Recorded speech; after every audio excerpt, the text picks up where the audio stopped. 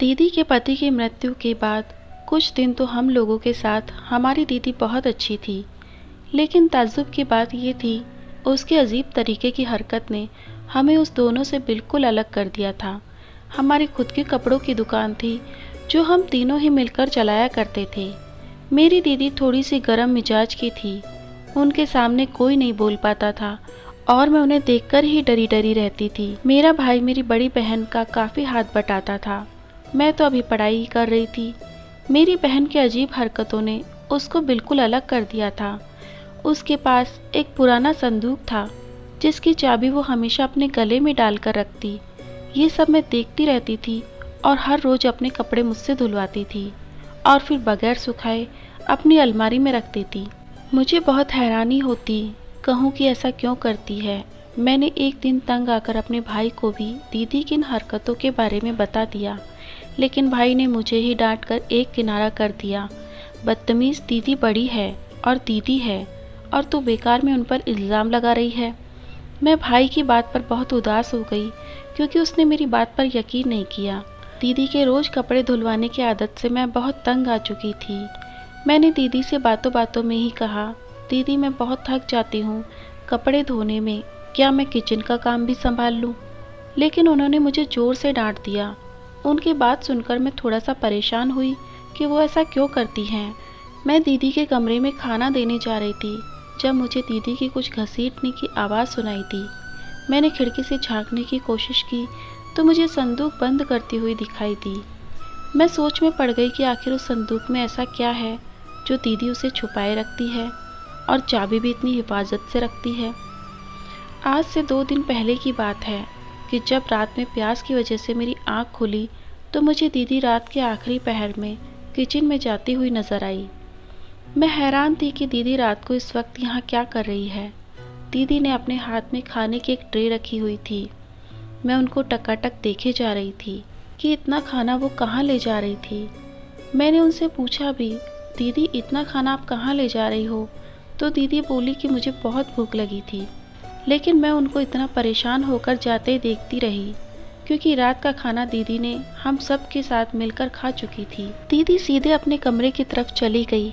मैं कमरे में आकर सोचने लगी कि ये सब क्या है, दीदी ये सब ऐसा क्यों करती है। मुझे कुछ समझ में ही नहीं आ रहा था कि मैं क्या करूं। मैंने सुबह रोज़ की तरह अपने सारे काम किए और दीदी के कपड़े धोए। आज भी मैंने हिम्मत करके उनसे पूछा कि दीदी आपने सारे कपड़े गीले अलमारी में रखती हो तो क्या उनसे बदबू नहीं होती? दीदी मेरी बात पर हंसने लगी, बोली, बहन मुझे थोड़ी सी खुजली रहती है जिसमें सूखे कपड़े कांटे की तरह मुझे चुभते हैं, इसलिए मैं गीले कपड़े ही पहनकर सोती हूँ तो ही आराम मिलता है। ये बीमारी मुझे शादी से पहले से ही है। उनकी बात पर मुझे अब थोड़ा सा तसल्ली आया क्योंकि जो मैं अपनी आंखों से देख चुकी थी वो मामूली बातें तो बिल्कुल नहीं थी जिनको नज़रअंदाज किया जा सकता था। मैंने उनकी बात पर सिर्फ उनका दिल रखने के लिए हाँ में सर हिला दिया और अपने कामों में लग गई। दीदी ने रोज की तरह अपने धुले हुए कपड़े उठाए और अपने कमरे की तरफ चली गई। मुझे भी थोड़ी बेचैनी हुई और धीरे से उनके पीछे पीछे जाने लगी कि मेरा भाई दिनेश भी पीछे से आ गया था। हम 2 बहनों के बीच में मेरा भाई इकलौता था। उसने मुझसे अपनी दुकान के खाते वाली रजिस्टर पूछी और अपने कमरे में चला गया। मैंने दीदी के कमरे में जाने का इरादा बदल लिया और दिनेश के पीछे ही चली गई कि भाई को कहीं कोई ज़रूरत ना पड़ जाए। भाई ने अपना रजिस्टर ढूंढा और फिर वापस चला गया। मैं भी वापस अपने आंगन में चली आई जहां मेरी दीदी बगल के पड़ोसी से कुछ बातें कर रही थी और उसको कुछ समझा रही थी। मेरी दीदी को मेरी शादी की चिंता सता रही थी। दीदी ने मुझे आते देखा तो अपने पास बुलाया। मैंने पड़ोसन आंटी के पैर छुए और फिर चाय बनाने चली गई। आंटी और दीदी की नज़रें मुझे बहुत दूर तक देखती रही। मुझे महसूस हुआ मैंने किचन में खड़ी ही कुछ आवाज़ सुनी जो हमारी पड़ोसन की थी। वो मेरे लिए किसी रिश्ते के बारे में बता रही थी कि अच्छा लड़का है, पढ़ा लिखा लड़का है और अच्छे ख़ानदान से है, आपकी बहन को बहुत खुश रखेगा। मैं उनकी बातों से थोड़ा सा शर्मा सी गई। फिर मैं अपने कमरे में चली आई। रात का वक्त था, सब अपने कमरे में सोने जा चुके थे। अचानक मुझे बादल गरजने की आवाज़ सुनाई दी और मैं डर के उठ गई। मुझे याद आया कि मैंने छत पर कपड़े सुखाए थे, बारिश में गीले हो जाएंगे। मैं जल्दी से पाँव में चप्पल पहनकर बाहर भागी, पर जैसे ही मैं छत पर पहुंची तो मेरी आंखें बाहर निकलने को थी। छत के बीचों बीच मेरी दीदी वहां खड़ी थी। वो भी किसी काम से आई थी, लेकिन क्या? वहीं पर दीदी ने कपड़े धोए थे। मेरी दीदी ने मेरे पैरों की आहट सुनकर पीछे मुड़कर देखा तो बहुत तेज घबरा गई और बोलने लगी कि मैं कपड़े उतारने आई थी। मुझे फिक्र थी कि तुम्हारी मेहनत बेकार ना हो जाए और सारे कपड़े बारिश में गीले ना हो जाएं। लेकिन ये सब बोलते हुए उनकी जुबान बहुत लड़खड़ा रही थी, जैसे वो मुझसे कुछ छुपा रही हों और झूठ बोल रही थी। मैंने उनसे कुछ नहीं कहा और कपड़े उतारने लगी और फिर वो मेरे साथ ही नीचे चली आई। मैंने अपने कमरे का दरवाज़ा खोला और अंदर चली गई, लेकिन मैं अपनी दीदी के बारे में सोचती रही कि दीदी इतने टाइम छत पर क्या कर रही थी, और मेरा ख्याल सिर्फ अपनी दीदी की तरफ जाता था। वो अजीब हरकतें मेरे दिमाग को बहुत सता रहे थे। न जाने वो कैसा राज उन सब अजीब गरीब हरकतों के पीछे कुछ तो छुपा था, नहीं तो कौन इतनी ठंडी में बाहर जाना भी सोचेगा। मैं अपनी सोचों में इस तरह गुम हो गई थी कि मुझे पता ही नहीं चला कब मैं गहरी नींद में चली गई। सुबह फिर मेरी दीदी नहाई और कपड़े उतारे। मैं उन कपड़ों को धो रही थी। मैं अपनी दीदी से बहुत प्यार करती थी। वो मेरी माँ की जगह थी और मैं उनकी हर बात मानती थी। कपड़े धोते धोते दीदी की मुझे वही चाबी मिली जो हर वक्त उनके गले में डाले रखती थी।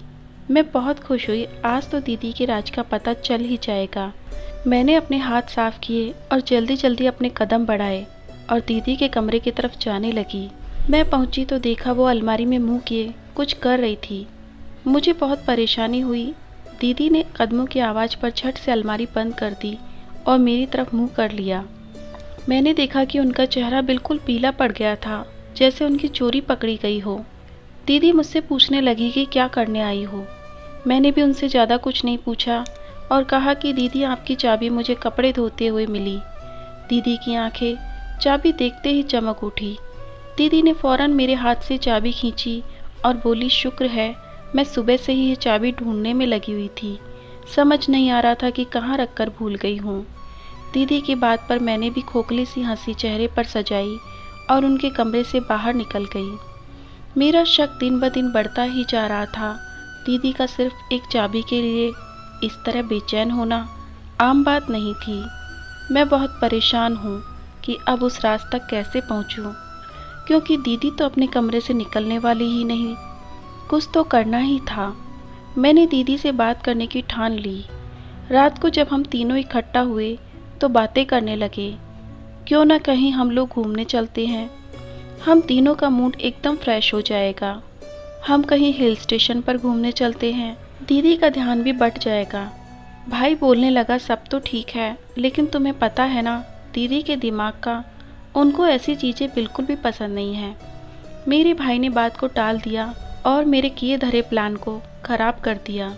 सोने पर सुहागा तो तब हुआ जब मेरी दीदी को खास रिश्तेदार के यहाँ जाना हुआ और भाई तो सुबह ही दुकान पर जा चुका था। मैं घर में बिल्कुल अकेली थी और इससे अच्छा मौका और क्या हो सकता था मेरे पास। मैंने जल्दी से बाहर के दरवाजे को कुंडी लगाई और दीदी के कमरे में आ गई। दीदी का कमरा घर के और कमरों से बहुत बड़ा था।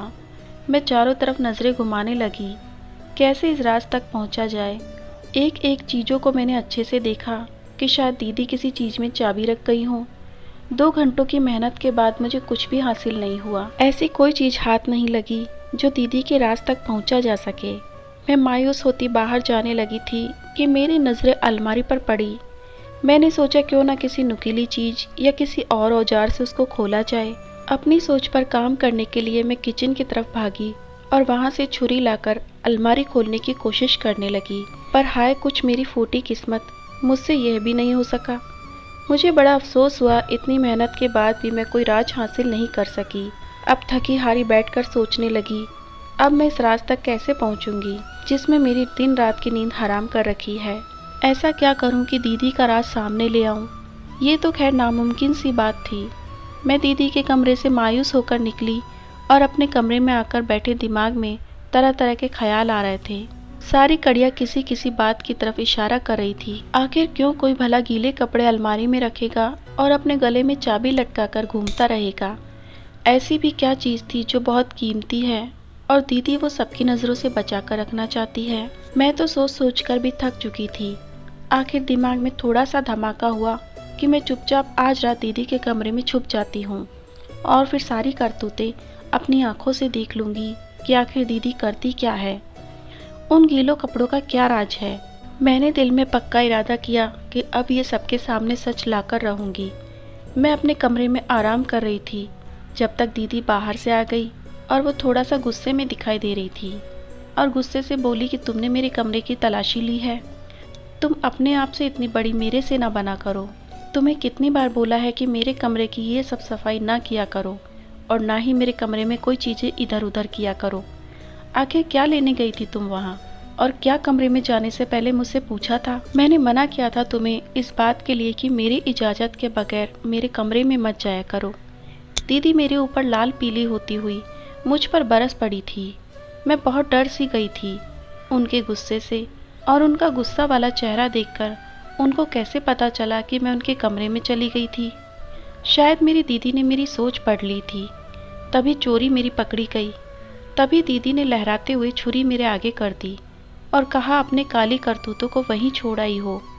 तुम आने दो भाई को, ये सारी बातें बताती हूँ कि आजकल ये मेरे कमरे की तलाशी लेने लगी है। इतनी बड़ी हो गई है और तुम्हारी शादी भी तय करवाती हूँ। रोती रहती हो ना कि मुझे तुम्हारे साथ ही रहना है। अब तुम्हारी मैं शादी करवाती हूँ, देखो तुम। मैं भागकर अपनी दीदी के गले लग गई और बोली, दीदी मुझसे गलती हो गई है, आइंदा कभी ऐसा नहीं करूँगी। प्लीज़ दीदी मुझे माफ़ कर दो। रोते हुए मैं अपने कमरे में आ गई और दीदी ने भी भाई के आने पर कोई हंगामा नहीं किया। लेकिन उस दिन के बाद से दीदी की नज़रें हर वक्त मुझे खोजने में लगी रहती थी। मैं अब सब छोड़कर उनका ख्याल रखती थी। उन दिनों मेरे भाई को किसी काम से 15-20 दिन के लिए बाहर जाना पड़ा था। अब घर में सिर्फ मैं और मेरी दीदी अकेली थी। दिन रात काम में बिजी रहती उन दिनों में बिल्कुल भूल चुकी थी कि मुझे किसी बात का भी पता लगाना है। दीदी मुझे रात गए काम पर लगा देती। न जाने उन्हें क्या हो गया था। मैं बहुत परेशान रहती थी कि आखिर दीदी ऐसा क्यों कर रही है।